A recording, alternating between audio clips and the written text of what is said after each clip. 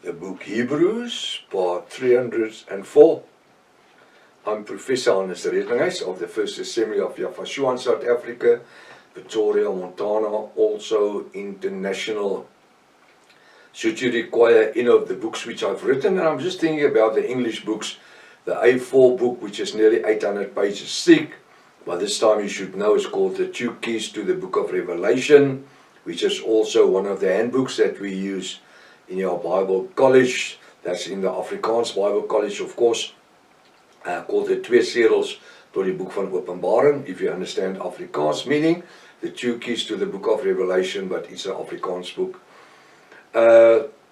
Should you require any information about the book and its price and whatever is you need to know, you can contact me at my WhatsApp number. It's international plus 27. Watch for South Africa, and our number is 0722 367 124. Just go to my website, https://Jaffa, YAHVAH, that's a father's name, Jaffa, not Jaffa with a J or a W, it's Jaffa, hallelujah, .co.za. As you can see on my right hand side, your left hand side. If this is the first time that you are about to participate in the study, you are so very, very welcome. New people are always welcome. Please go to part 1, start from the beginning, because you have missed out on quite a bit of information. It's very important to subscribe to the channel in order to receive the different notifications of all the studies that we are currently busy with. Make sure you at least have a 1611 King James Bible, pen and notepad ready. Welcome to Breakfast with Prof. Hannes. I'm so excited to be part of this Bible study this morning, and may Yahweh bless us abundantly, more than we expect. Just rip open the Word and fill us with the Ruach in His presence. The Bible says, where 2 or 3 are gathered in my name, there I will be in your midst. I'm so glad that we can be in the presence of the Ruach HaKodesh. Yahweh, our Redeemer and the Creator of heaven and earth, Yahweh, our Father, in our presence. How privileged are we? How privileged are we? We are looking at Hebrews 11. We're looking at verse 37 again. We were busy with it yesterday morning, but there was too much to just leave it there. So we were talking about the name, and I'm not going to spend a lot of time on it, but I can't resist it to ask you, do you know your God's name?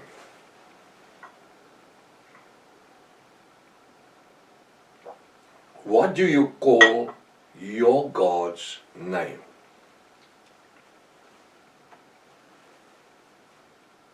Anything else except Yahweh and Yafashua, what do you call him? There is no room to call him anything. Oh, we can call him Emmanuel. Well, that is but Emmanuel is a title. When the angel came to Miriam, it wasn't Mary. Mary was a Greek lady. Miriam was a Hebrew lady. When the angel came there in Matthew 1:23, when he came to Miriam, he says, you're going to have a son, you call his name Yafashua. Emmanuel. Emmanuel is a title. If it's translated, if the name Emmanuel is translated, it means Yahweh our Elohim with us. Hallelujah. So, do we have the Creator of heaven and earth in our lives? Well, I've got him in my life. The Word says so. Because the Bible says the Father, the Creator of heaven and earth, doesn't live in temples that's made with hands. He doesn't live in a cathedral, or in a synagogue, or in any temple, or in any church, even mega church, small church, you can look at, call it what you like. He says he doesn't live in buildings made by hands of people.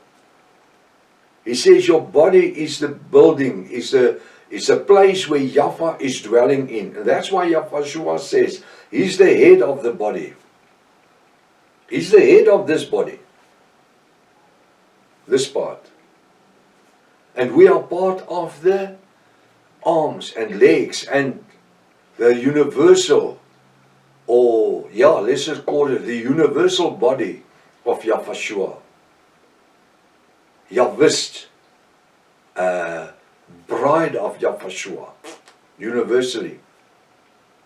We are individuals, but we are, like you've got red cells and white cells that's in your bloodstream, and you need to have it to fight flus and all cancers and all these things. And you can't live without it. And the same way Yahweh has foreseen that we are part of the body of Yahweh. We are one in the spirit, the Ruach HaKodesh. Yahweh doesn't live in temples made by hands. He says your bodies is the temple of the Ruach HaKodesh. How privileged are we this morning to be part of the temples where Yahweh lives in, which is us. We have been sinners and Gentiles. I'm so thankful 2,000 years ago, more than 2,000 years ago, that Yahweh our Elohim foreseen that Yahweh in his time of ministry, the first 2 years of his ministry, he ministered unto the nation of Israel, preaching the gospel unto them. But they said, we know him not. They didn't want to accept him.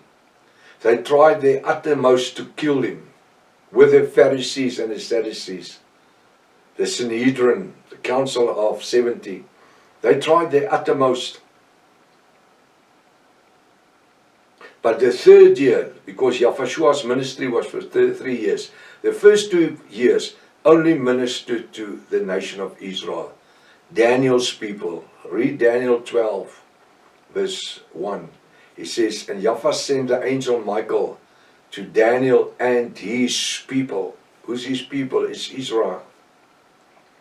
That's why there's a remnant of Israel that will be saved in the Great Tribulation. Why?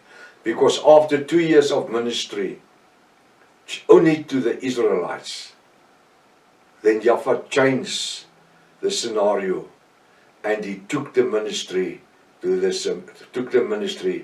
Gentiles. 1 year before his crucifixion, when he stopped at the well with the Sumerian woman at that well, and he asked her water to drink. And then he says, if you give me water, I will give you some of my water. A spring of living water will spring up unto eternity. But you don't even have something to take water with, a muck or anything. He says fountains of living water. And this is what's springing up every day in our lives. Is this fountain of living water. So this living water, from that day where Yahweh spoke to the Gentile woman, for the next year, Yahweh started to minister only to the Gentiles. He didn't minister unto the Hebrew people anymore. Some of the disciples of Yahweh did minister to the Hebrew people, but the majority of them started to minister to the Hebrew people, or to the Gentiles. So much so that Yahweh saved Saul, who became Apostle Paul, on the Damascus road. He called him by his name. He called him by his name. And he sent him unto the Gentiles. And even up till today in 2026, the message of salvation is preached and teach unto the Gentiles. I'm so thankful that there was a time in my life, although I grew up in a Pentecostal house, where my father was a student of the word since the time he was saved, when I was 9 months old. Well, our smallest child, 9 months old. grew up at the table where my father was doing Bible study. That's where the interest came, where the interest was born to study the Word since I was 11 years old. 13 years old, I developed a desire. 15 years old, I came to repentance. 17 years old, I started preaching the gospel of salvation unto the colored people in Boksburg. Open air services, myself and Pastor Renus Pretorius. What a time. We didn't know anything. We didn't know much. I don't want to say we didn't know anything. We knew. But we were not Bible school scholars and students. And no, we just had a desire to preach the gospel and have sinners saved. That's where everything was born. He stopped us who were Gentiles. We are not Gentiles today. Through the grace of Father Yahweh, our Elohim, He foresee in the way that the revelation gospel of Yahweh and Yahshua the Ruach Kodesh came about when I was preaching on TV for 7 years. I had the privilege of preaching on TV 7 years. And there somebody heard me. And there I had the action with the Bible Society of South Africa because of a Bible they were going to produce in 2016. That happened in 2012. And then I had a petition running where more than 3.5 million people signed my petition, and we blocked that Bible. Only to come out 7 or 8 years later. But then we already came to the revelation names of Yahshua, and it didn't bother us anymore. But Uncle Thys, he heard me on TV as I was preaching against the Bible Society of South Africa and the Roman Catholic Bible Federation of the world. The Freemasons upset in the church world. And he was a student of the Word. He had the restoration of the original Sacred Name Bible. And he started to first he became an ally with the Greek and Hebrew because he was well educated in Greek and Hebrew. And he became my partner in the fight, in the struggle against the Bible Society, United Bible Society in South Africa. And one day he just asked me, that time I was a doctor, he always called me Dokkie. He said, Dokkie, what is your father's name? Dokkie, what is your father's name? And I says, Yahweh, God, Lord, Jehovah. I name every name that's in the New King James Bible and the American Standard Version and the Living Word.